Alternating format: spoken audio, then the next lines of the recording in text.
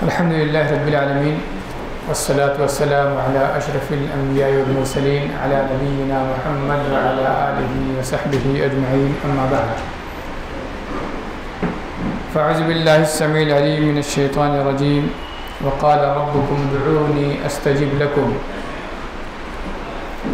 व क़ाल अयदन अम्मन युजीबुल मुज़्तर्रा इज़ा दआहु व यक्शिफुस सूअ व यजअलुकुम खुलफ़ाअल अर्ज़ अइलाहुम मअल्लाह बल हुम कौमुन यअदिलून अइलाहुम मअल्लाह क़लीलन मा तज़क्करून।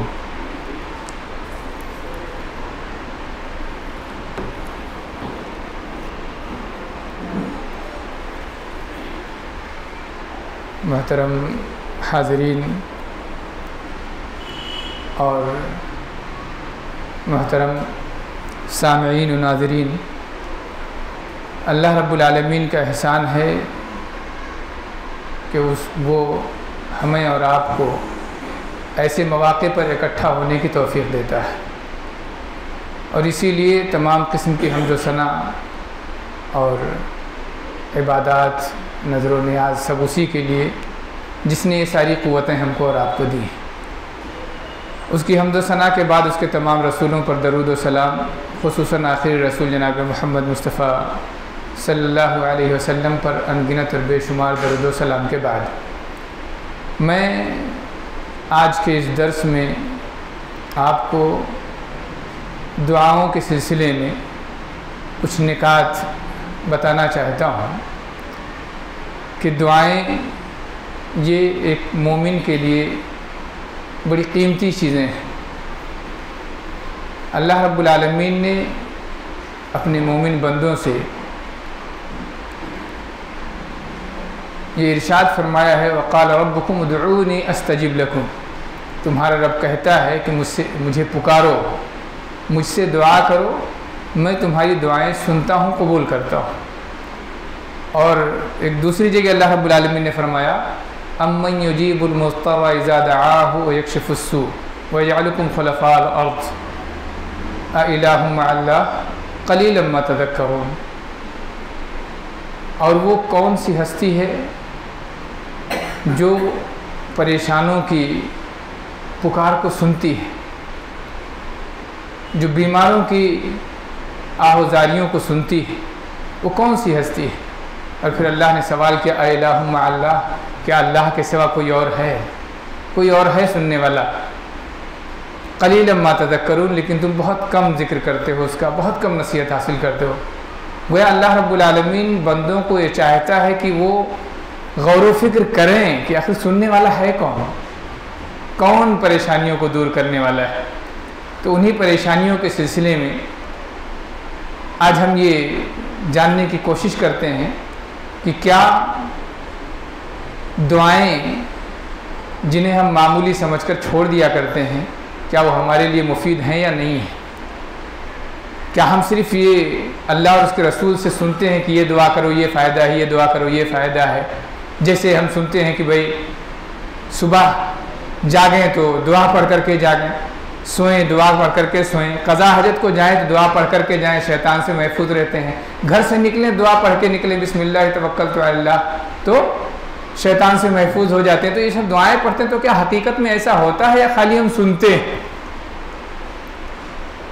तो ये चीज़ें सिर्फ सुनते नहीं हैं, क्योंकि अल्लाह और उसके रसूल का वादा है जो यकीनन मबनी पर हकीकत है।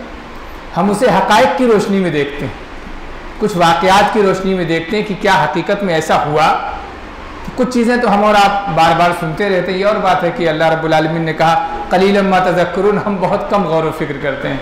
हम वाक़यात सुनते हैं और एक कान से सुन के दूसरे से बातें गायब हो जाती हैं। हम तसव्वुर में नहीं रखते कि हाँ हकीकत में देखिए वाक़ई में क्या क्या फ़ायदे हैं और किस तरीके से एक बंदे ने जब रब्बुल आलमीन के सामने अपनी फ़रियाद पेश की तो उसकी फ़रियाद सुनी गई और वो अपनी मुसीबतों से बाहर आया। ये चीज़ें हम नबियों की ज़िंदगी में भी देखते हैं। नबियों के बाद के जो अल्लाह के नेक बंदे रहे उनकी ज़िंदगियों में भी ये चीज़ें मिलती हैं। और इस उम्मत से पहले यानी हमारे नबी सल्लल्लाहु अलैहि वसल्लम ने अगली उम्मतों के भी कुछ वाक़यात जिक्र किए हैं कि वहाँ भी लोगों ने दुआएं की और अल्लाह रब्बुल आलमीन ने उन्हें कबूल किया और दुनिया में भी वो कामयाब हुए, आखिरत में तो इंशाअल्लाह कामयाब होंगे ही। तो आमतौर पर हमारे यहाँ ये तसव्वुर पाया था कि क्या दुनिया में भी कामयाबी मिलती है कि नहीं, तो हम उस तसव्वुर से ही देखते हैं।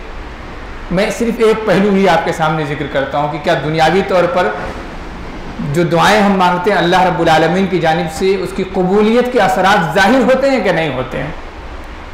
हमने और आपने मूसा अलैहिस्सलाम का नाम सुना होगा, जानते हैं, इंतहाई उलुल अज़्म पैगंबर, और ये भी जानते हैं कि मूसा अलैहिस्सलाम का जिक्र कुरान मजीद में सबसे ज़्यादा, उन्हीं के वाक़यात सबसे ज़्यादा, इसलिए कि उस किस्म के हादसात शायद रब्बुल आलमीन यकीनी तौर पर जानता था कि इस किस्म के हादसात या इस किस्म के हालात मुसलमानों पर बार बार आएंगे जो मूसा अलैहिस्सलाम के ज़माने में आए थे।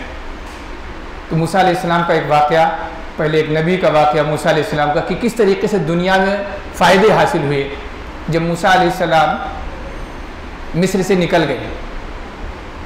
मिस्र से निकल गए फ़िरऔन से डर कर, फ़िरऔन के खौफ से कि वो सज़ाएँ देगा, कत्ल कर सकता है, कोई भी सज़ा दे सकता है। तो अल्लाह की इजाज़त से मिस्र से निकल गए। जब मिस्र से निकल गए और काफ़ी दूर पहुंच गए तो मानी बात है कुछ लेके तो निकले नहीं थे, अचानक निकले थे। वाक़ई आपको मालूम होगा कि एक शख्स से लड़ाई हुई, मूसा अलैहिस्सलाम ने एक हाथ मारा, मर गया तो एक दूसरे शख्स ने जो फ़िरौन के दरबारियों में से ही था आकर के बताया मूसा जल्दी से निकल लो, तुम्हारे खिलाफ फैसला हो चुका है। और मूसा अलैहिस्सलाम वहीं से निकल पड़े, कोई तैयारी नहीं, रास्ते की कोई तैयारी नहीं, निकल पड़े। जाते हुए एक जगह ठहरे, एक दरख्त के नीचे बैठे और अभी इसी उधेड़ बुन में है कि अल्लाह क्या होगा, कहाँ जाऊँ, कहाँ ठिकाना मिलेगा, खाना पीना रहना, ये सब ज़रूरियात ज़िंदगी जो इंतहाई जो है अहम ज़रूरियात में से कहाँ मैसर आएंगे। बैठे हुए थे, इतने में देखा कि कुछ चरवाहे थे, वाक़या लंबा और उसमें कुछ बच्चियाँ थीं, उनके जानवरों को पानी पिलाया, फिर अपने साए दरख्त के साए में आके बैठे और एक दुआ मांगी, रब्ब इन्नी लिमा अंज़लत इलैया मिन खैरिन फ़क़ीर। दुआ पर बात चल रही है कि दुआएं मांगने से आखिरत में जो मिलने वाला हो तो मिलना ही मिलना है। इस कायनात में भी रब्बुल आलमीन की तरफ से हमारे लिए ऐसी नेमतें और ऐसे एहसानात इस कायनात में मिलते हैं, इसका तसव्वुर बंदा नहीं कर सकता। इसलिए हम दुआओं को मामूली न समझें। मूसा अलैहिस्सलाम ने एक छोटी सी दुआ मांगी, रब्ब इन्नी लिमा अंज़लत इलैया मिन खैरिन फ़क़ीर, ऐ रब्बुल आलमीन जो कुछ तू नाजिल कर दे मैं उसका मोहताज हूँ, मैं उसका मोहताज हूँ। ये मूसा अलैहिस्सलाम ने दुआ मांगी और इस दुआ की कबूलियत देखिए, फिलफौर उसका असर हुआ। इधर बंदे ने अल्लाह रब्बुल आलमीन के सामने अपनी फरियाद पेश की, अपनी ज़रूरत पेश की, और उधर रब्बुल आलमीन की तरफ से जवाब आ गया, ले मूसा हाजिर, क्या चाहिए तुझे, ज़िंदगी के जितनी ज़रूरियात है सब दे रहा हूँ। इस दुनिया में क्या क्या चाहिए भाई आदमी को, खाना पानी, रहना सहना और बीवी बच्चे, और तो इसके अलावा शायद और किसी चीज़ की ज़रूरत ही नहीं है। आदमी को घर मिल जाए, बीवी बच्चे मिल जाएं और माश का ज़रिया मिल जाए, और क्या चाहिए। शायद तीन चीज़ों के अलावा दुनिया में है भी कुछ नहीं। तीनों चीज़ें रब्बुल आलमीन ने दे दी। जिन बच्चियों के जानवरों को पानी पिलाया था, एक बच्ची वापस आई और कहा अब्बू जान ने बुलाया है, सब इंतज़ाम हो गया। वहाँ पहुँचे, उन्होंने कहा अपनी एक बेटी से शादी कर देता हूँ, ले भाई, किस्सा मुख्तसर, एक बेटी से शादी कर दिया, दूसरा मेरे घर नौकरी करो, मिल गया, बीवी बच्चे मिले, नौकरी मिली, और उसके बाद घर भी मिल गया। सब यानी दुनिया की जितनी ज़रूरतें हैं, अपनी ज़रूरत पेश की रब के सामने, रब ने कहा सब हाजिर।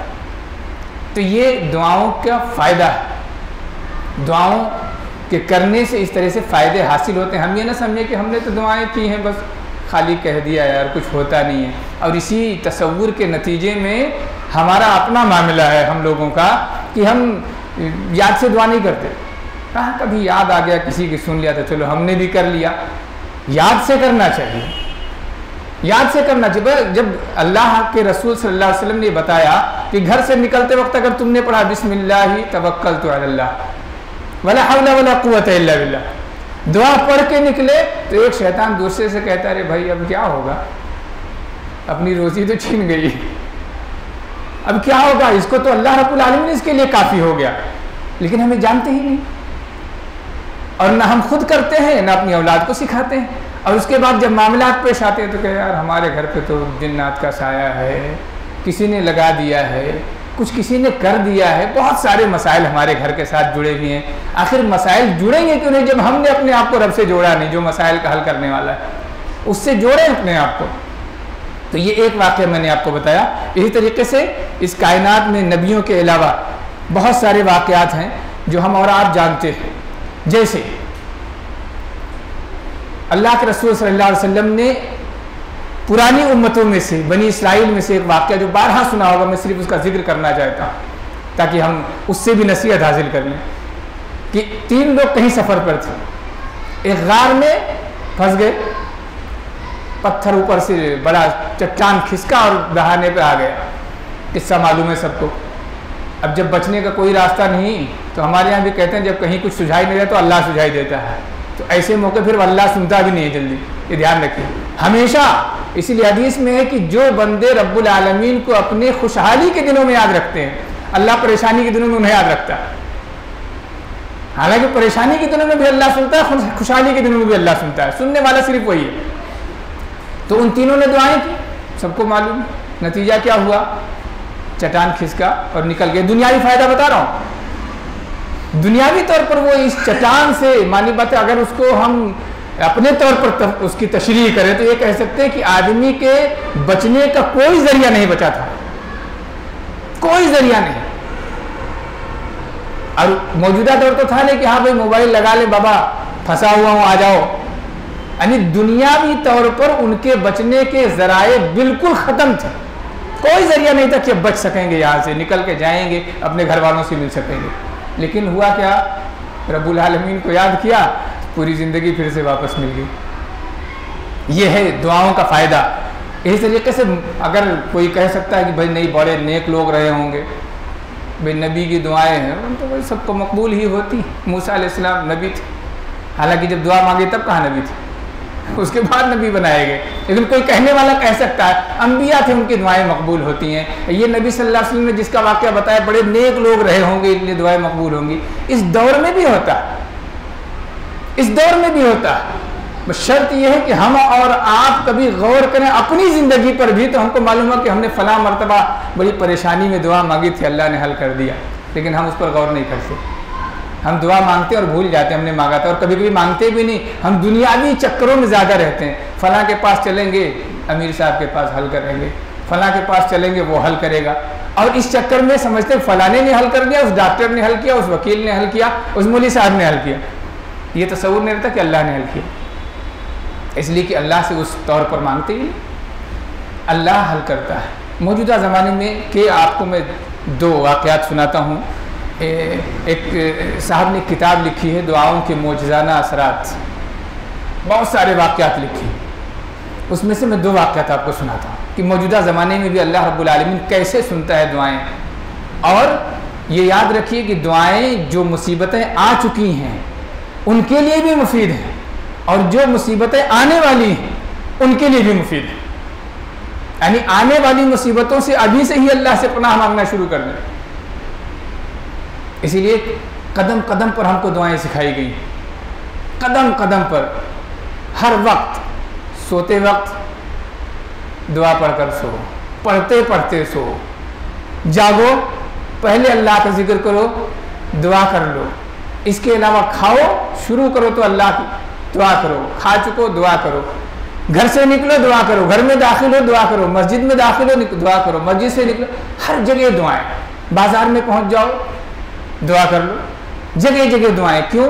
ताकि जो मुसीबत आने वाली है उससे भी अपने आप को अल्लाह की पनाह में दे दो। ये मुफीद है बहुत। मैं देखिए बता रहा हूँ आपको, एक वाक़या बताता हूँ आने वाली मुसीबत से बंदे ने अपने आप को कैसे महफूज रखा।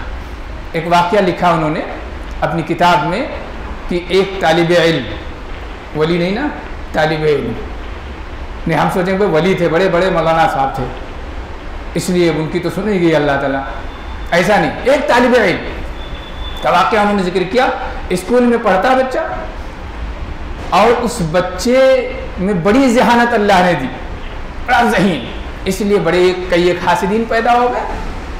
अब हासिदीन ने क्या किया शुरू कि अब ये नंबर लेता है, परसेंटेज इसके हाई रहते हैं, हमेशा इनाम ये लेता है, तो ऐसा करते हैं कुछ ऐसी तरकीब करो ये जाए और हम आगे आए। तो मुकाबले का दौर है, तो मुकाबला अच्छे ढंग से नहीं कर पाया, दूसरे ढंग से शुरू कर दिया। तो एक कुछ तलबा ने मिल करके उसके खिलाफ साजिश रची, खूब तरकीब लगाई कि इसको किसी हिसाब से नीचे गिराना। अपनी तरकीबों में फेल हो गए, तो उन्होंने एक तीसरी तरकीब लगाई, जादू करा देते हैं इस पर, जादू करा देते हैं। और उसके लिए उन्होंने एक पेशावर आमिल से राब्ता भी कर लिया, जादू कराया। राज कैसे फाश हुआ, वे कहेंगे जब चुपके से करा, राज कैसे फाश हुआ। उन्होंने लिखा है किताब में कि कुछ दिनों बाद उस गांव से, भटकल का वाक़या है, और लिखने वाले भी एक भटकली आलिम है, उस गांव से कुछ तलबा उस आमिल के गांव गए हुए थे, रिश्ता था, कोई शादी वगैरह प्रोग्राम था, उसमें पहुंचे। तो उस आमिल ने अपनी शोहरत के लिए उसने बयान किया कि अरे भाई, आपके गांव से भी मामला हमारे यहाँ तक पहुंचता है, हम हल करते हैं उसे, हम मसाइल हल करते हैं तुम्हारे। उसको नहीं मालूम मसाइल तो हल करता ऊपर वाला है। अपनी डींग हाँकी ताकि यहाँ से भी मुझे कुछ कस्टमर्स मिलें। बच्चों ने सुना तो कहा भाई कौन आया, तजस्सुस बढ़ा, बता दिया कौन था, क्या करने आया था। बोले वो तालिब इल्म दूसरे तालिब इल्म के खिलाफ जादू कराने आया था। अच्छा, अब पहुंचे वापस गांव तो शोर हुआ, फलां के खिलाफ एक ने जादू कराया। लेकिन उससे ज्यादा ताज्जुब ये हुआ कि जादू तो कई महीनों से चल रहा है इसके खिलाफ, मगर इस पर असर नहीं हुआ, जैसे का वैसा ही है, कोई फर्क नहीं पड़ा। अभी भी ये बेहतरीन है, तेज है पढ़ने में, नंबर अच्छे ले रहा है। तो पहले तो प्रिंसिपल ने बुलाया, मामला क्या है। तो उस बच्चे ने इकरार किया, हाँ मैंने जादू कराया। तो उससे ज्यादा ताज्जुब खेज मामला, भैया तुम आओ, तुम पर जादू असर क्यों नहीं किया, ये हो रहा है, तुम पर असर क्यों नहीं हो रहा है, कोई वजह बताओ, कोई अमल बताओ अपना। आने वाली मुसीबतों से टालने वाली है दुआएं, जो मैं बता रहा हूं, जो मुसीबतें आने वाली हैं। लोग जादू टोना करते हैं, यकीनन दुनिया में सब कुछ हो रहा है, वो जादू टोनों के खिलाफ भी हमारी हिफाजत करती हैं दुआएं। और अगर अल्लाह रब्बुल आलमीन ने तकदीर में कुछ हमारे खिलाफ लिख रखी है मुसीबत, उन मुसीबतों को भी टालने वाली हैं दुआएं। इसलिए कि हदीस में है कि अल्लाह रब्बुल आलमीन दुआओं की वजह से आने वाली मुसीबतों को टाल देता है। मैं आपको तफसीर सुनाता मगर अभी वक्त नहीं। अब उस बच्चे से पूछा तो उसने कहा कि चूंकि मैं अल्लाह रब्बुल आलमीन के फजल और तौफीक से कुछ दीनी मिजाज रखता हूँ, इसलिए दीनी महफिलों में शामिल होता हूँ। हमारे यहाँ लोग दीनी महफिलों में न खुद आते न बच्चों को फुर्सत, बेटा ठीक है खेलने जाओ, सेहत बनाओ, लाइए इसका फ़ायदा देखिए। दीनी महफिलों में शामिल होता हूँ। मैंने किसी आलिम से सुना था कि अगर मुअव्वज़तैन और कुल हुवल्लाहु अहद, यानी सूरह इखलास और मुअव्वज़तैन, कुल अऊज़ु बिरब्बिल फलक और कुल अऊज़ु बिरब्बिन नास, इनका विर्द रोज़ाना करते रहो तो तुम जादू टोने से महफूज रहोगे। का उसका नतीजा यह है कि मैं रोज़ाना सुबह शाम इस विर्द को बोलता है, ये जिक्र मैं करता हूँ, और शायद उसी का असर है कि इसके किए कराए जादू का असर मुझ पर नहीं हुआ।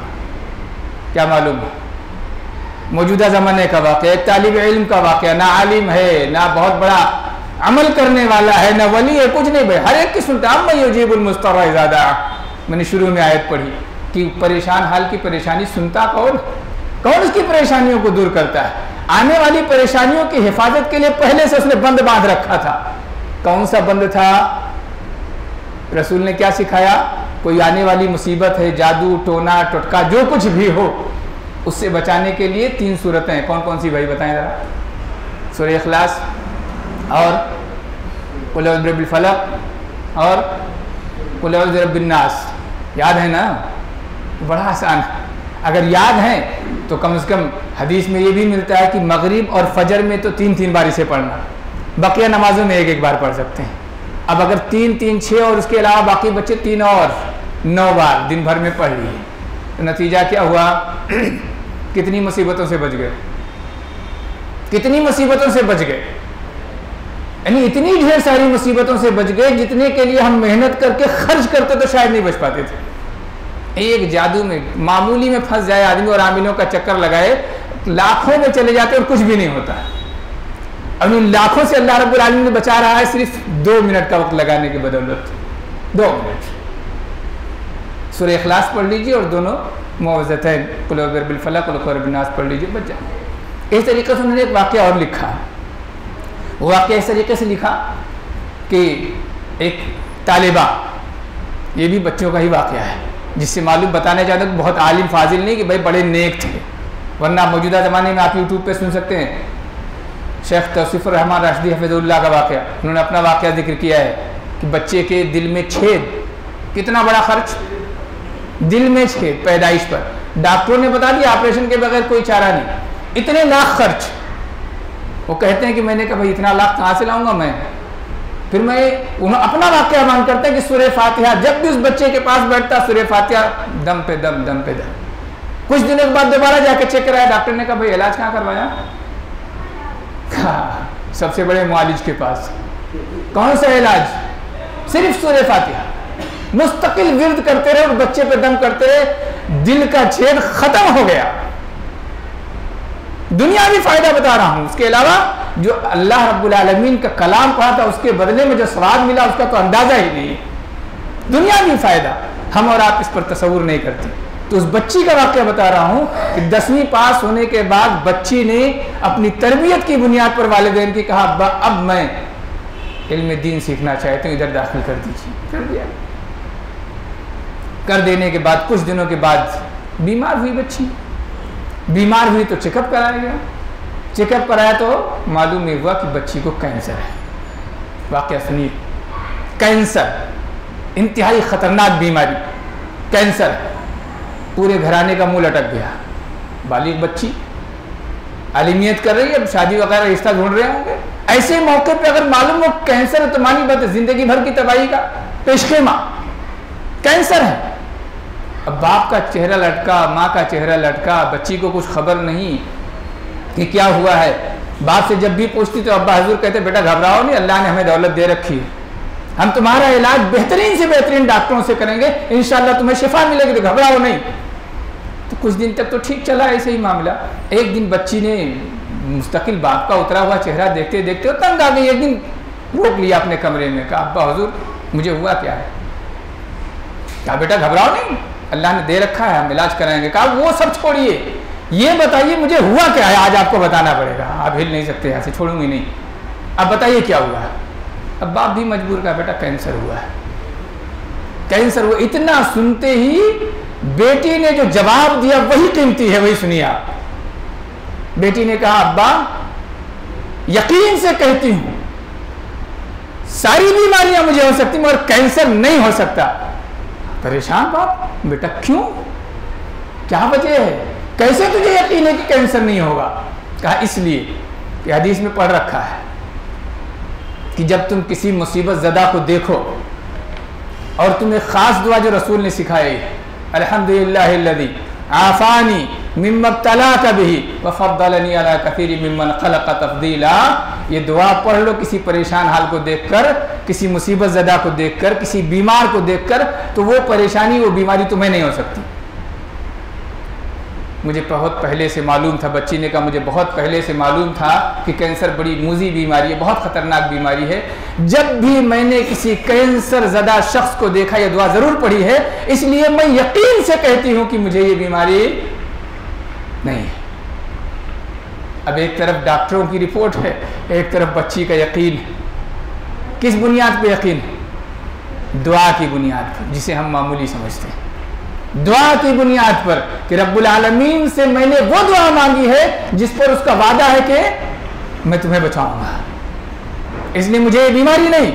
अब बाप परेशान, फैसला क्या करे? इधर डॉक्टर कह रहे कैंसर, बच्ची कह रही नहीं।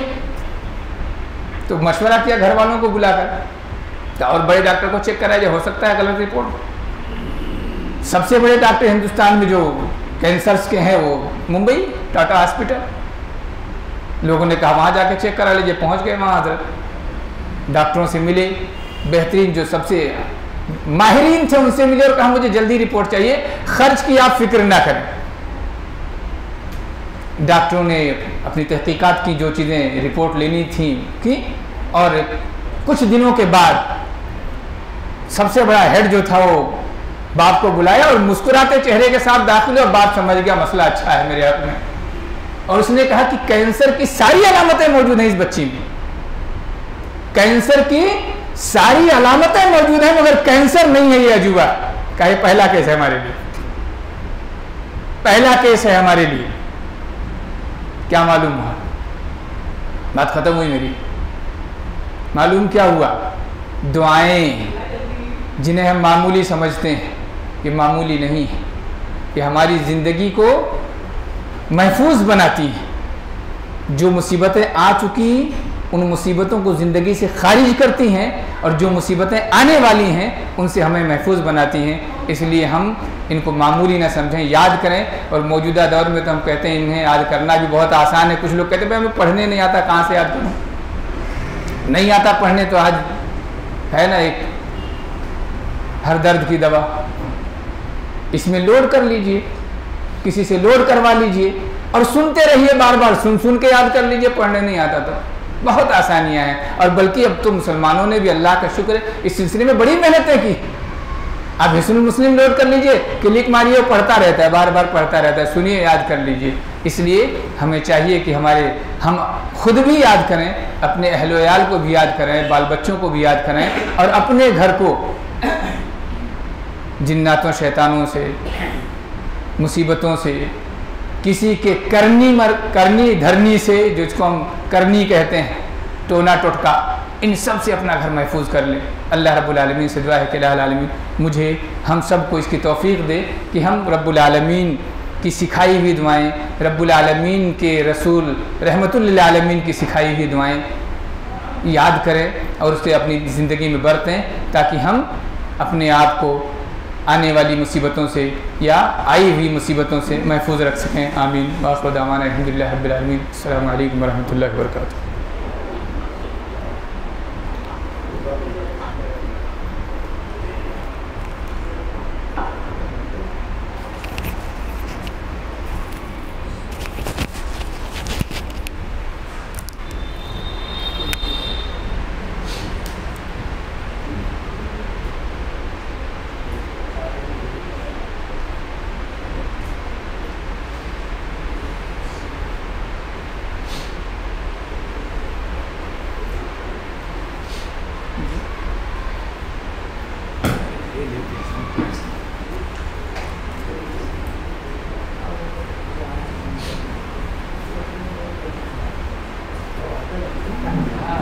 प्रोग्राम में फिर मुझे कहा गया